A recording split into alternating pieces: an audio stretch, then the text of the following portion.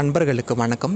இன்றைய பதிவில் நாம் காண இருப்பது வல்லம் ஏகோரி அம்மன் திருக்கோவில் பற்றிய தகவல்களை பற்றிதான். இந்த திருத்தலம் தஞ்சை மாவட்டத்தில் வல்லம் என்னும் ஊரில் அமைந்துள்ளது. இங்கு அம்மன் ஏகோரி அம்மன் என்று அழைக்கப்படுகிறார். இந்த பெயர் வர காரணமாக சொல்லப்படுவது என்னவென்றால், ஒரு சமயம் அசுரர்களை அழித்துவிட்டு பார்வதி தேவி கோபமாக சென்று கொண்டிருந்த வேளையில் அவரது கோபத்தை தணிக்க சிவபெருமான் ஏகோரி சாந்தம் கொள் என்று கூற, அந்த இடத்திலேயே அக்கணமே சிவபெருமானின் ஆணைக்கிணங்க பார்வதி தேவி கோவில் கொண்டார் என்றும், அந்த இடமே வல்லம் என்றும், சிவபெருமானால் அழைக்கப்பட்ட ஏகோரி என்கின்ற நாமமே அம்மனுக்கு சூட்டப்பட்டதாகவும் சொல்லப்படுகிறது. இந்த திருத்தலத்தில் அன்னை 2 சிரசுகளுடன் பக்தர்களுக்கு காட்சி தருவது சிறப்பாக பார்க்கப்படுகிறது. இந்த திருத்தலம் சோழர்களின் காலத்தில் தொடர்புடையதாக சொல்லப்படுகிறது. சோழர்கள் இந்த அம்மனை வள்ளத்து மாகாளி என்று அழைத்ததாக சோழ சம்பு என்கின்ற நூலில் குறிப்பிடப்பட்டுள்ளது.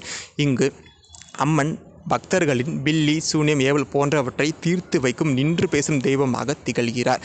இந்த திருத்தலத்தில் பௌர்ணமி, அமாவாசை, வெள்ளி, செவ்வாய், மாதப்பிறப்பு போன்ற தினங்கள் விசேஷ தினங்களாக பார்க்கப்படுகிறது.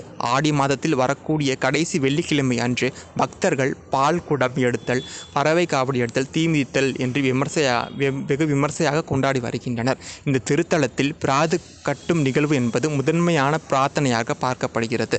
இந்த திருத்தலமானது தஞ்சையிலிருந்து திருச்சி செல்லும் தேசிய நெடுஞ்சாலையில் வல்லம் என்னும் ஊருக்கு அருகாமையில் 1 கிலோமீட்டர் தொலைவில் அமைந்துள்ளது.